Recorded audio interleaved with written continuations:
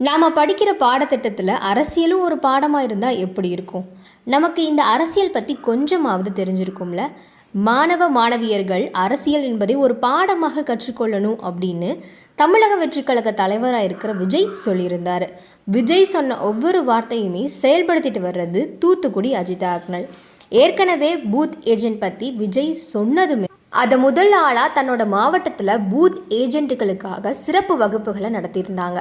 இப்போது மாணவ மாணவியர்களுக்கு அரசியல் தெரியணும் அப்படிங்கிறதுக்காக தூத்துக்குடி மாவட்ட கல்லூரி மாணவ மாணவியர்களுக்கு அரசியல் பயிற்சி கருத்தரங்கத்தை நடத்தியிருக்காங்க. இந்த கருத்தரங்கத்தை அஜிதா அக்னல் அவர்களே தலைமை வகித்து சிறப்பாக நடத்தி முடிச்சிருக்காங்க.